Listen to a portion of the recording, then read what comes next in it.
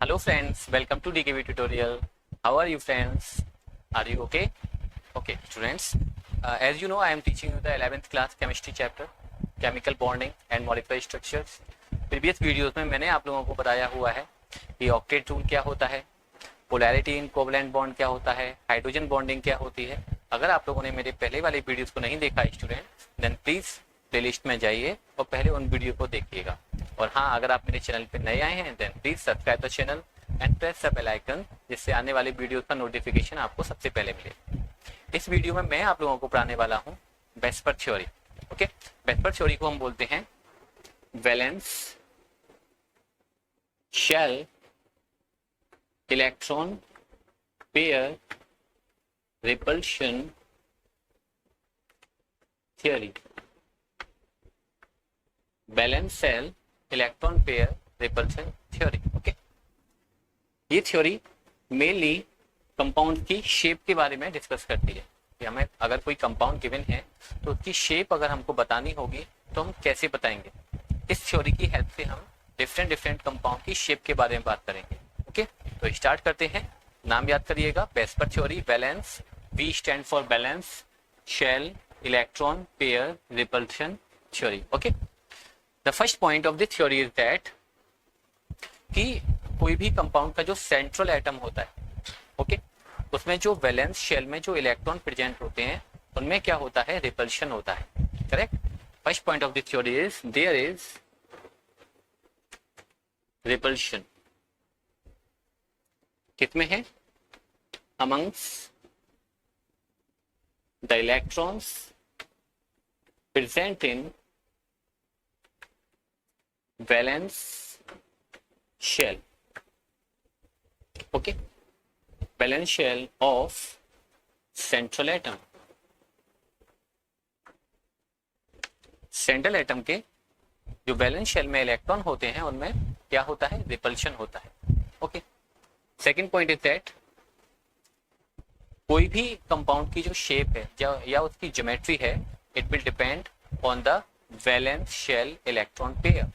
Okay, the shape of a compound depend on electron pairs. अब electron pairs as you know, कोई भी compound है दो तरह के इलेक्ट्रॉन पेयर्स हो सकते हैं उसमें. पहला बॉन्ड पेयर हो सकता है स्टूडेंट और लोन पेयर हो सकता है. Okay, the shape of A compound depend on total number of electron pair. और इलेक्ट्रॉन पेयर कैसे होंगे, या तो बॉन्डिंग होंगे या लोन पेयर होंगे. जैसे अगर हम एक कंपाउंड लें मीथेन, मीथेन की इलेक्ट्रॉन डॉट स्ट्रक्चर आप देखेंगे. इलेक्ट्रॉन डॉट स्ट्रक्चर्स मैंने आप लोगों को बताया हुआ है, ऑक्टेट रूल. उसको वीडियो को नहीं देखा है तो पहले उस वीडियो को देख लेना, तभी ये चीजें समझ में आएंगी. ओके, आप देख सकते हो यहाँ पर कितने पेयर हैं, 1 2 3 4. ये चारों के चारों कहते हैं शेयर्ड पेयर हैं या बॉन्ड पेयर हैं. कार्बन के पास में यहाँ पर कोई भी लोन पेयर नहीं. ओके, वहीं पर अगर मैं वाटर मॉलिक्यूल की बात करूं, वाटर मॉलिक्यूल में क्या होता है, वाटर मॉलिक्यूल की शेप ये होती है. ऑक्सीजन का एटॉमिक नंबर होता है 8, कॉन्फिगरेशन होता है 2,6. एक इलेक्ट्रॉन यहाँ आ गया, एक इलेक्ट्रॉन यहाँ आ गया, दो लोन पेयर बचे हुए. Okay, means I can say ये वाले जो बॉन्ड हैं, यहाँ पर कितने बॉन्ड पेयर हैं, दो बॉन्ड पेयर हैं और दो ही लोन पेयर हैं. ये वाले इलेक्ट्रॉन जो बॉन्ड बना रहे हैं उनको हम कहते हैं बॉन्ड पेयर, और जो इलेक्ट्रॉन बॉन्ड बनाने में पार्टिसिपेशन नहीं कर रहे हैं they are called lone pair. Okay, तो ये इलेक्ट्रॉन बॉन्ड बना रहे हैं इसलिए ये एक बॉन्ड पेयर हो गया, ये भी एक बॉन्ड पेयर हो गया, लेकिन यहाँ पर दो लोन पेयर हैं. ये वाला, ये इलेक्ट्रॉन और ये इलेक्ट्रॉन बॉन्ड बनाने में पार्टिसिपेशन नहीं कर रहे हैं, that's why they are lone pair. Okay, तो कोई भी कंपाउंड की शेप किस पे डिपेंड करेगी, total number of electron pair पे. वो इलेक्ट्रॉन पेयर कैसे होंगे, या तो बॉन्ड पेयर होंगे या फिर लोन पेयर होंगे. That clear. Third point,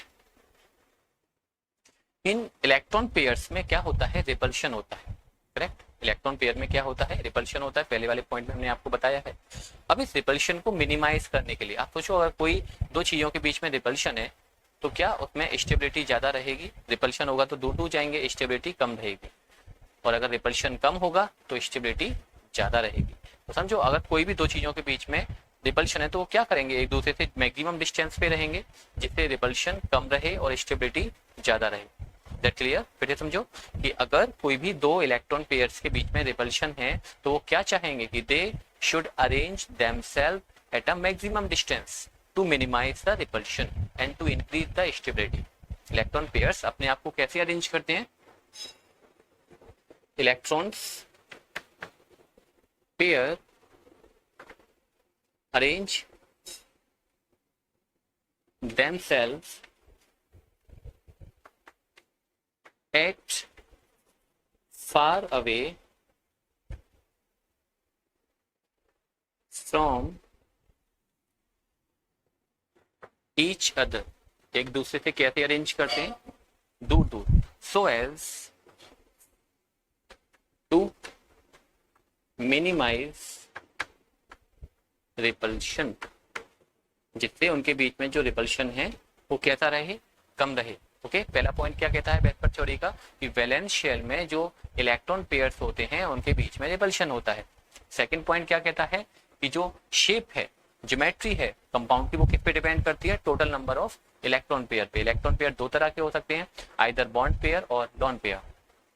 third, electron pair क्या करते हैं? एक दूसरे से मैक्सिमम डिस्टेंस पे रहते हैं। जैसे अगर दो लॉन पेयर हैं तो वो क्या चाहेंगे? एक दूसरे से एकदम 180 डिग्री पर रहें, क्योंकि आगे आएंगे तब भी रिपल्शन रहेगा और पीछे जाएंगे तब भी रिपल्शन रहेगा। Clear? The electron pair arrange themselves far away from each other. Electron pair एक दूसरे से कैसे अरेंज रहते हैं? दूर दूर अरेंज रहते हैं, जिससे उनके बीच में रिपल्शन कम रहे। And the fourth order of repulsion, अब ऐसा नहीं है कि सभी दो तरह के बॉन्ड इलेक्ट्रॉन पेयर्स हो सकते हैं, एक तो बॉन्ड पेयर और एक लॉन पेयर, सबके बीच में रिपल्शन बराबर नहीं होता है।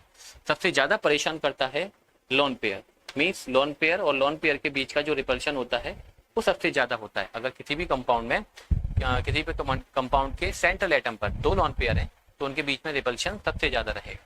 उसके बाद में आता है repulsion lone pair and bond pair. Lone pair और बॉन्ड पेयर के बीच का जो रिपल्शन है वो इससे कम रहेगा, और सबसे कम जो रिपल्शन रहता है वो किसके बीच में रहता है? Bond pair and bond pair के बीच का रिपल्शन सबसे कम रहता है। Is that clear?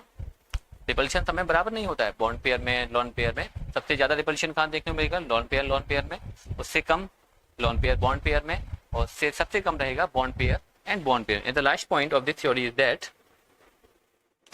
अगर किसी कंपाउंड में ओनली बॉन्ड पेयर है, कोई लॉन पेयर नहीं है, ध्यान से समझिएगा, अगर किसी कंपाउंड के सेंट्रल एटम पर ओनली बॉन्ड पेयर है, कोई लॉन पेयर नहीं है, जैसे आपने मीथेन की स्ट्रक्चर देखी थी अभी, कार्बन के ऊपर केवल और केवल 4 बॉन्ड पेयर थे, कोई भी लॉन पेयर नहीं था।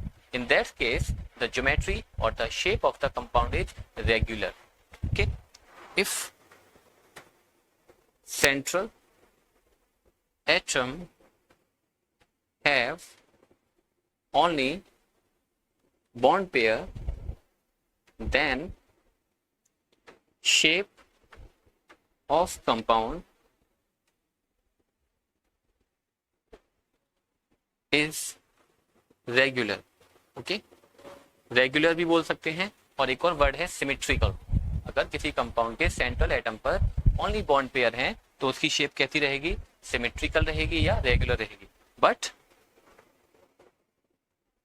If it have lone pair, लेकिन अगर बॉन्ड पेयर के साथ में लॉन पेयर भी आ रहा है, then the shape is distorted. एक नया वर्ड है, थोड़ा ध्यान से समझिएगा। उस केस में जो शेप रहेगी वो कैसी रहेगी? डिस्टॉर्टेड। डिस्टॉर्टेड का मतलब अनसिमेट्रिकल, इरेगुलर। ओके, तो ये 4-5 पॉइंट हैं वेस्पर थ्योरी के। पहले इन पॉइंट्स को समझो अच्छे से। ये balance shell electron pair repulsion theory क्या कहती है कि बैलेंस शेल में जो इलेक्ट्रॉन पेयर्स हैं उनमें क्या होता है डियर स्टूडेंट? रिपल्शन होता है। First point. Second point, shape of the compound is depend on the total number of electron pair. अब इलेक्ट्रॉन पेयर कैसे हो सकते हैं? आइदर बॉन्ड पेयर और lone pair.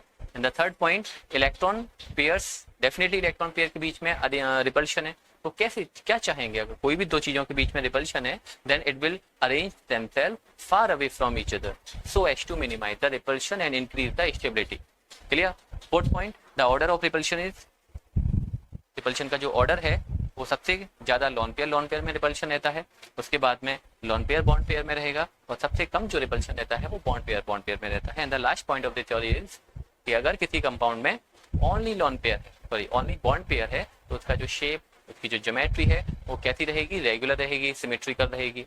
और अगर बॉन्ड पेयर के साथ साथ लोन पेयर भी आ रहा है, ध्यान दीजिएगा, बॉन्ड पेयर के साथ साथ लोन पेयर भी आ रहा है, तो उसकी जो शेप रहेगी, हमने एक नया वर्ड यूज किया है यहाँ पे, distorted. It means unsymmetrical and irregular. तो पहले तो ये 4-5 पॉइंट्सों को आप लिख लो, जरा वीडियो को पॉज करो और राइट करो. अब इसके हम देखते हैं कि इस थ्योरी की हेल्प से हम कैसे भी किसी भी कंपाउंड की शेप को डिस्कस करेंगे. Let's discuss the shape of the compound.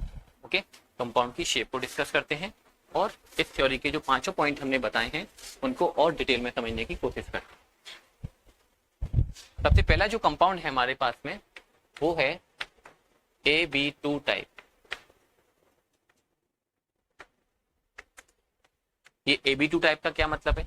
AB2 type का मतलब है कि जो सेंट्रल एटम है उसमें सिर्फ 2 बॉन्ड पेयर होंगे, कोई लोन पेयर नहीं होगा. पहले हम बात करेंगे केवल ऐसे कंपाउंड्स की जिसमें केवल और केवल बॉन्ड पेयर आ रहे होंगे, कोई भी लोन पेयर नहीं आ रहा हो. ठीक है, तो पहला है AB2 टाइप. AB2 टाइप मतलब जैसे like BeCl2. Okay, AB2 type में क्या रहेगा, this is A and this is B. इन दोनों के बीच में क्या रहेगा, 2 बॉन्ड पेयर रहेंगे. AB2 टाइप का क्या मतलब है, केवल और केवल 2 बॉन्ड पेयर हैं, कोई भी लोन पेयर नहीं है. करेक्ट. अब 2 बॉन्ड पेयर हैं. ओके, 2 बॉन्ड पेयर हैं तो डेफिनेटली इन दोनों के बीच में भी क्या होगा, रिपल्शन रहेगा, कम रहेगा as compare to the lone pair, लेकिन रिपल्शन तो रहेगा. तो क्या करेंगे, ये एक दूसरे से मिनिमम डिस्टेंस पे अरेंज रहेंगे. इन दोनों के बीच का जो बॉन्ड एंगल लेना चाहिए वो कितना रहना चाहिए, 180 डिग्री. ओके, इस शेप का नाम हम रखते हैं लीनियर. ओके, आप देख भी रहे हो ये जो शेप है ये कैसी है, लीनियर. ओके, और भी है BeCl2, ZnCl2 आता है इसमें. ओके, कैसी शेप रहती है, जिंक एंड क्लोरीन. ये 2 बॉन्ड पेयर है. जिंक के पास में कोई भी लोन पेयर नहीं होगा. देखो, हमें सेंट्रल एटम पे फोकस करना है. इसके पास में लोन पेयर होंगे क्योंकि क्लोरीन के पास में 7 इलेक्ट्रॉन होते हैं, क्लोरीन के पास में लोन पेयर रहेंगे, फिर इसके पास भी लोन पेयर रहेंगे. लेकिन हमें ऐसे मतलब नहीं है, हमें मतलब है जिंक से, कि जिंक के पास में कोई सेंट्रल एटम जो भी है उसके पास तो कोई लोन पेयर नहीं है ना. तो हम ऐसे ही कंपाउंड के बारे में बात करेंगे जिसमें सेंट्रल एटम देखा जाएगा. करेक्ट. तो अगर इस टाइप का कंपाउंड है उसकी शेप रहेगी लीनियर. क्लियर. एक और देखते हैं. तो AB2 टाइप में शेप कैसी रहेगी, लीनियर. याद रखिएगा. AB3 टाइप,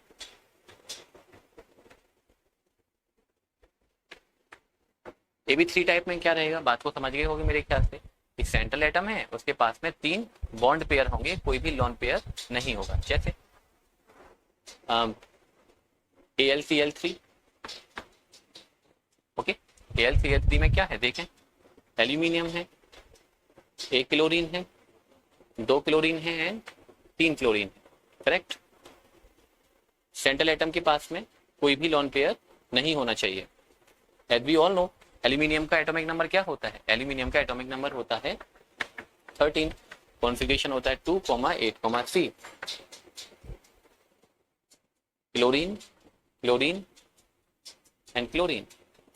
क्लोरीन, एल्यूमिनियम का एक इलेक्ट्रॉन जानते हैं, क्लोरीन के लास्ट में 7 होते हैं. 1 2 3 4 5 6. ये जो 11 डॉट स्ट्रक्चर्स हैं इनके बारे में हम यहाँ पर डिटेल में बात नहीं कर रहे हैं स्टूडेंट. इसके बारे में हमने अलग से वीडियो बना रखा है, तो आप प्लीज डॉट स्ट्रक्चर्स का जो वीडियो है पहले उसको देखें, तभी ये बातें बहुत अच्छे से समझ में आए. तो आप देख सकते हैं कि सेंट्रल एटम के पास में सिर्फ और सिर्फ 3 बॉन्ड पेयर हैं. एल्यूमिनियम के पास में कोई भी लोन पेयर नहीं है. ओके, तो AB3 टाइप में शेप कैसी रहती है, हमेशा आपको इस तरह से शेप दिखाई देगी. और ये जो बॉन्ड एंगल होगा, आप सोच के बताओ, अगर 3 बॉन्ड हैं और तीनों को एक दूसरे से मैक्सिमम डिस्टेंस पे अरेंज होना है, तो कैसे अरेंज करेंगे, एक दूसरे पर 120 से.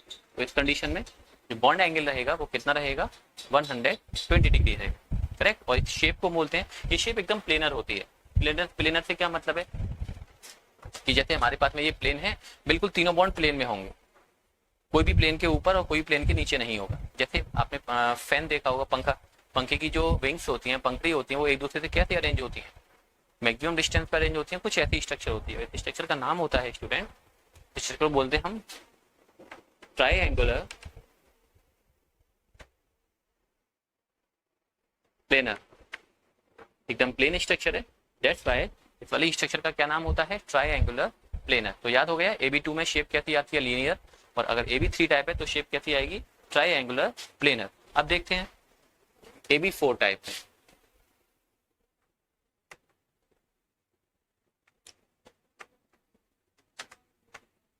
AB4 टाइप का मतलब समझ गए होंगे। AB4 टाइप में क्या होगा, एक सेंट्रल एटम के पास में 4 बॉन्ड पेयर होंगे, कोई भी लॉन पेयर नहीं होगा। इसका एग्जाम्पल भी है हमारे पास में, सबसे कॉमन सबसे फेमस एग्जाम्पल जो मैंने अभी बताया था आपको, मीथेन।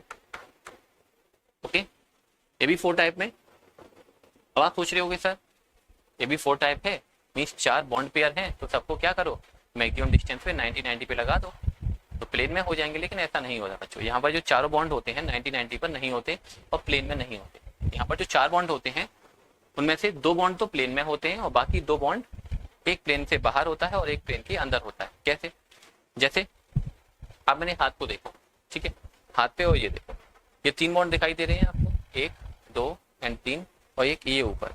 ओके, इनमें से क्या है कि ये 2 बॉन्ड तो प्लेन में होते हैं, इनमें 4 बॉन्ड हो गए टोटल, कुछ इस तरह से मैं बना सकता हूँ।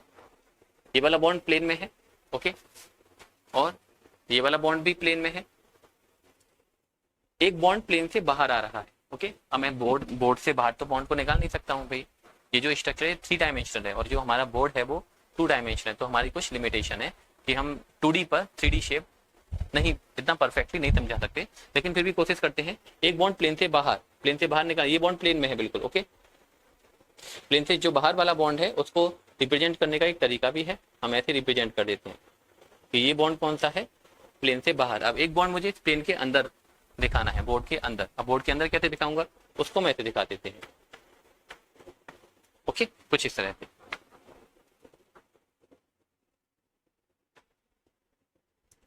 AB4, ये 2 बॉन्ड तो प्लेन में होंगे, ये वाला बॉन्ड प्लेन में है, ये वाला बॉन्ड प्लेन में है, ये वाला जो बॉन्ड है that is out of the plane, और ये जो बॉन्ड है student this is in the plane, ये प्लेन के अंदर। और इस वाली स्ट्रक्चर का नाम होता है टेट्राहेड्रल। इस स्ट्रक्चर को हम क्या बोलते हैं, टेट्राहेड्रल। ओके, अब आप कह रहे होगे सर ये तो प्लेनर स्ट्रक्चर दिखाई दे रही है, तो इसको 3 डायमेंशन में हम बना सकते हैं। देखो कैसे बनाएंगे, आप सोचो।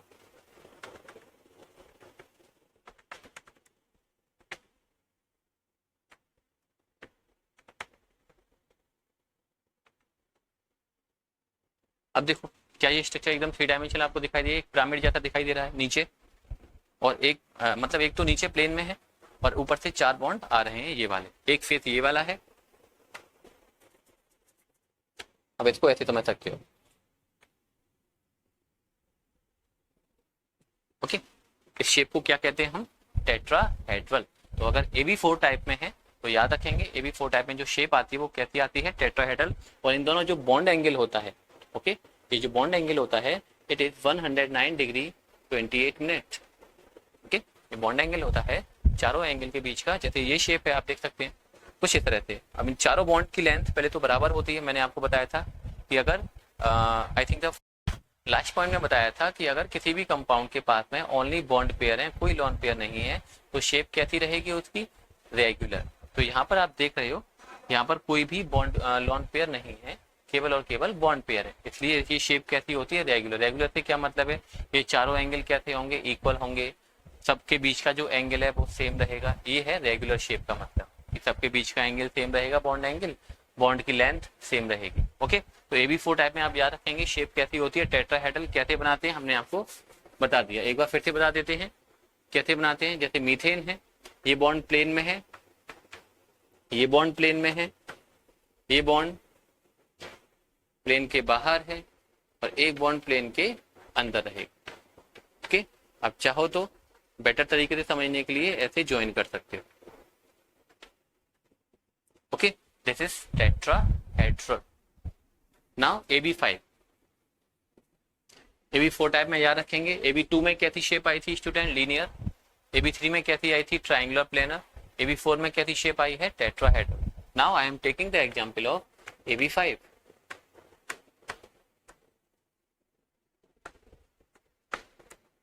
AB5 टाइप में सिंपलेस्ट एग्जांपल है मेरे पास में PCl5। ओके, AB5 टाइप में एग्जांपल है हमारे पास में PCl5। इसकी शेप कैसी होती है? इसकी शेप के लिए हमने आप लोगों के लिए एक मॉडल टाइप बना रखा है। देखिए कुछ इस तरह से शेप होती है। आप देख सकते हैं यहाँ पर जो वुड है, जो लकड़ी है, कितने बॉन्ड में है? एक ये बॉन्ड है, एक ये बॉन्ड है, एक ये बॉन्ड है। एक बॉन्ड प्लेन के ऊपर है स्टूडेंट, और एक बॉन्ड प्लेन के नीचे जा रहा है। करेक्ट, मीन्स 3 तो बॉन्ड प्लेन में होते हैं। 3 बॉन्ड कैसे होते हैं? प्लेन में। ओके, आप देख सकते हैं यहाँ पर क्लियर आप लोगों को दिखाई दे रहा होगा कि ये वाले जो बॉन्ड है, एक बॉन्ड, हम ऐसे भी दिखा सकते हैं, एक बॉन्ड, 2 बॉन्ड एंड 3 बॉन्ड। ये तीनों बॉन्ड कैसे हैं? प्लेन में है, और एक बॉन्ड प्लेन के ऊपर है और दूसरा बॉन्ड प्लेन के नीचे है। करेक्ट। अब यहाँ पर कैसे दिखाएंगे? एक बॉन्ड प्लेन के बाहर निकला हुआ है और एक बॉन्ड प्लेन के अंदर है। उसको दिखाने के लिए हम यहाँ पर सिर्फ ऐसे बना लेते हैं। ओके, बी AB, ये कौन सा टाइप पढ़ रहे हैं हम? AB5 type. That clear?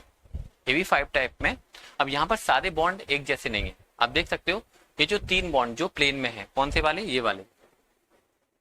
एक तो ये बॉन्ड है, और एक ये बॉन्ड है, और एक ये बॉन्ड है। ये बॉन्ड कहते हैं प्लेन में है। करेक्ट, ये तीनों बॉन्ड कहते हैं प्लेन में है। तो आप सोचो इन तीनों के बीच का एंगल कितना होना चाहिए?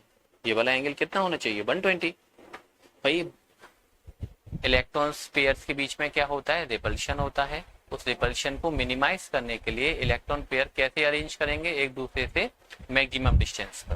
करेक्ट, ये भी बॉन्ड एंगल कितना रहेगा? 120, और ये वाली बॉन्ड एंगल कितना रहेगा? 120। लेकिन जो प्लेन के ऊपर है, आप देखिए प्लेन के ऊपर वाला और इन तीनों बॉन्ड के साथ में कितना एंगल रहेगा? 90 डिग्री। ये वाला जो एंगल है वो कितना रहेगा? 90 डिग्री। अब यहाँ पे ये बात क्लियरली समझ में नहीं आ रही होगी। यहाँ पर देखने में नहीं लग रहा है ये 90, लेकिन आप ऐसे देखोगे, इसको समझोगे बात को, ये वाले बॉन्ड तीनों प्लेन में है और ये वाला बॉन्ड प्लेन के ऊपर है और एक बॉन्ड प्लेन के नीचे। करेक्ट, इस शेप का नाम सोचो। इस 90 वाले को हम जरा रफ कर लेते हैं। एक तो ये कुछ ट्रायंगल टाइप बन गया,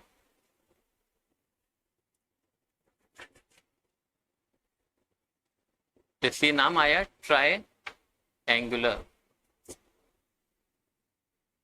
ओके, ट्रायंगुलर।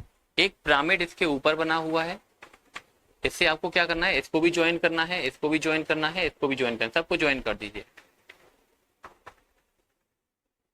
एक पिरामिड ऊपर बना हुआ है जैसा कि आप ऊपर देख सकते हैं, और एक पिरामिड नीचे बना हुआ है। करेक्ट, और दोबारा बनाते हैं क्लियर करने के लिए। और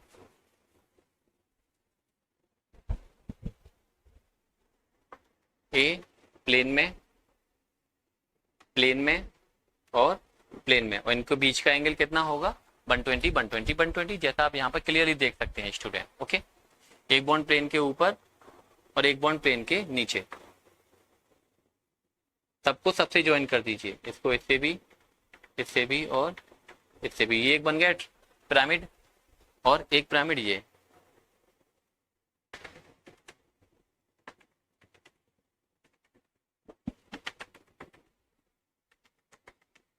ओके, नाउ क्लियर। इसलिए शेप का नाम होता है ट्रायंगुलर बाइपिरामिडल।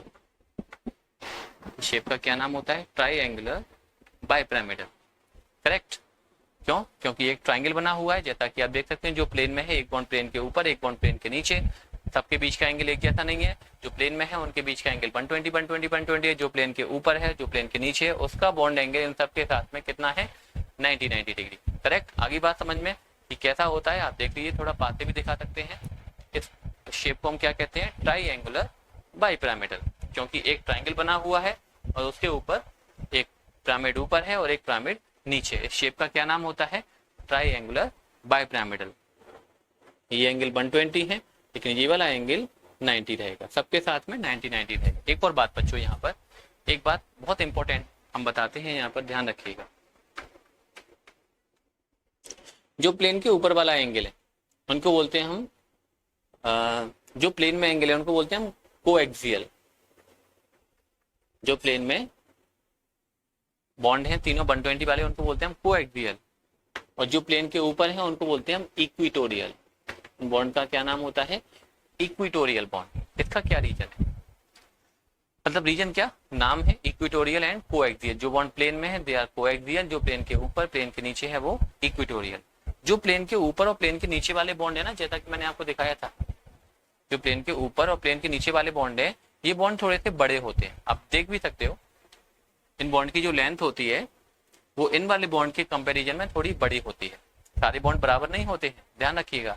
जो प्लेन वाले बॉन्ड है 120 वाले, वो तीनों की लेंथ सेम होती है, लेकिन जो प्लेन के ऊपर और जो प्लेन के नीचे है उसकी लेंथ बड़ी होती है। ऐसा क्यों? जो लेंथ बड़ी होती है, डेफिनेटली लेंथ बड़ी है तो वो बॉन्ड भी कैसा होगा? वीक रहेगा। आप सोचो अगर दो कंपाउंड के बीच में अट्रैक्शन ज्यादा है तो वो छोटा होगा ना बॉन्ड, और छोटा बॉन्ड होगा तो स्ट्रांग होगा, और जो बॉन्ड बड़ा होगा इसका मतलब अट्रैक्शन कम है, अट्रैक्शन कम है इसका मतलब बॉन्ड वीक होगा। तो मैं ये भी कह सकता हूँ कि जो इक्विटोरियल बॉन्ड होते हैं ये बॉन्ड वीक होते हैं। ओके, ऊपर वाला बॉन्ड और नीचे वाला बॉन्ड कैसा होता है?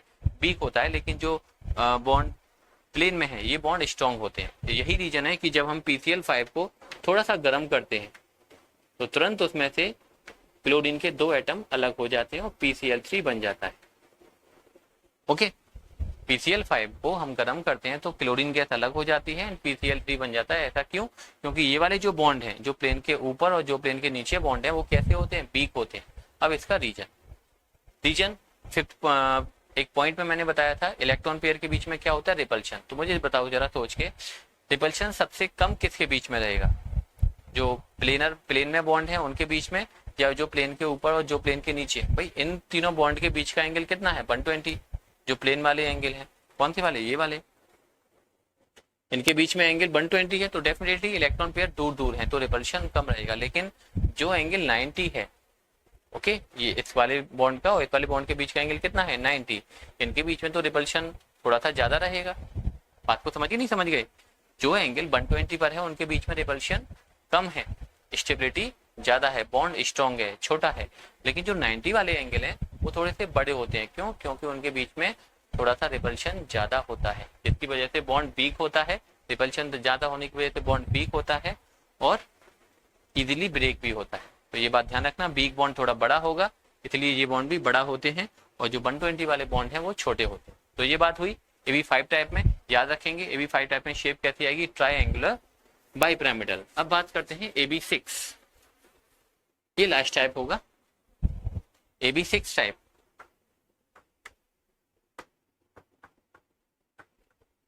AB6 टाइप में क्या होगा?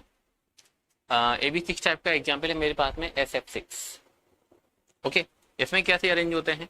6 बॉन्ड बनाने हैं डेफिनेटली। पहले AB6 टाइप का मतलब समझ गए होंगे कि सेंट्रल एटम के पास में 6 बॉन्ड पेयर होंगे, कोई भी लॉन पेयर नहीं होगा। ये कैसे अरेंज होते हैं? 4 बॉन्ड तो प्लेन में होते हैं, 1 bond, 2 bond, 3 bond and 4 bond. और ये चारों बॉन्ड स्टूडेंट आपको पता चल रहा होगा 90 पर होते हैं। कितने पर होते हैं? 90। इनके बीच का जो एंगल है सबका 90, ये भी 90, ये भी 90, ये भी 90, ये भी 90। एक बॉन्ड प्लेन के ऊपर और एक बॉन्ड प्लेन के नीचे। जैसे इसके लिए भी हमने शेप बना रखी है, देखिए दिखाई दे रहा है। ये वाले जो 4 बॉन्ड हैं जो लकड़ी के बने हुए हैं, ये चारों बॉन्ड कहते हैं 90 पर है। एक बॉन्ड प्लेन के बाहर निकला हुआ है और एक बॉन्ड प्लेन के अंदर जो इसके पीछे होगा। करेक्ट? 4 बॉन्ड प्लेन में, एक बॉन्ड प्लेन के ऊपर और एक बॉन्ड प्लेन के नीचे। अब यहां तो हम दिखा नहीं सकते, तो यहाँ कैसे दिखाएंगे? कुछ इस तरह से। और हर बॉन्ड के बीच का एंगल कितना है? 90 है। यहाँ पर कोई बॉन्ड 120 ऐसा कुछ भी नहीं है। चारों जो प्लेन वाले बॉन्ड है उनके बीच का भी एंगल 90 है। जो प्लेन के ऊपर है और जो प्लेन के नीचे है वो भी इन सब बॉन्ड के साथ में कितना एंगल बना रहे हैं? 90। आप देख लीजिए थोड़ा पास से कि ये 4 बॉन्ड है जो प्लेन में दिखाई दे रहे हैं, एक बॉन्ड प्लेन के ऊपर है और एक बॉन्ड प्लेन के नीचे है। करेक्ट? बात समझ में आ गई? ठीक है, इसको रखते हैं। इसको हम ज्वाइन करेंगे तो हमारे पास में शेप कैसी दिखाई देगी, एक तो ये बन गया, कुछ स्क्वायर टाइप बन गया।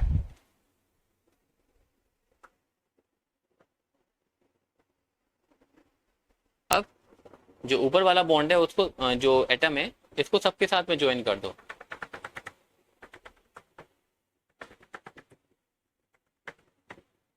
नीचे वाला जो एटम है उसको भी सबके साथ में ज्वाइन कर दो। ओके स्टूडेंट, तो आप देख रहे हो कॉम्प्लिकेटेड था, 3D आपको डायग्राम दिखाई दे रहा है, हमने आपको दिखाया भी। इस शेप का नाम होता है ऑक्टाहेड्रल। इस शेप का क्या नाम होता है? Octahedral, correct. तो ये हुई जब कंपाउंड के सेंट्रल एटम पर कोई भी लोन पेयर नहीं है। समझ में आ गई बात? तो अगर AB2 टाइप है तो लीनियर शेप रहेगी, AB3 टाइप है ट्राइंगुलर प्लेनर रहेगा। मैं सारी लिख देता हूं। अगर AB2 टाइप है तो लीनियर, आप भी ऐसे लिख लेना। AB3 टाइप है triangular planar, triangular planar. AB3 type है, AB4 टाइप टेट्राहेड्रल, AB5 में स्टूडेंट शायद मैंने ट्राइंगुलर बाइपिरामिडल लिख दिया है, वो ट्राइंगुलर नहीं होता, ट्राइगोनल होता है, तो थोड़ा ध्यान रखना वहां पे, ट्राइगोनल। ओके, ट्राइगोनल बाइपिरामिडल, थोड़ा ठीक कर लेना वहां पे वर्ड को। हमने वहां पर आप लोगों से, वो AB3 में भी ट्राइंगल बनता है और यहाँ भी ट्राइंगल बनता है, तो इस वजह से कंफ्यूज हो जाता है माइंड में, लेकिन आप ध्यान रखेंगे। AB3 में क्या होता है? Triangular planar. AB5 में क्या होता है? ट्राइगोनल बाइपिरामिडल, क्योंकि एक पिरामिड ऊपर था और एक पिरामिड नीचे था। और AB6 टाइप में अभी मैंने बताया है आपको ऑक्टाहेड्रल। तो ये हुई बातें बच्चों शेप के बारे में, इनको देखो। अभी हमने इस वीडियो में केवल और केवल कैसी शेप के बारे में डिस्कशन किया है जहां पर लोन पेयर नहीं है, सिर्फ बॉन्ड पेयर। अब आने वाली वीडियो में हम बात करेंगे ऐसी शेप के ऊपर जहां पर बॉन्ड पेयर तो होगा लेकिन उसके साथ साथ लोन पेयर भी होगा। ठीक है, तो मिलते हैं नेक्स्ट वीडियो में, तब तक के लिए बाय बाय।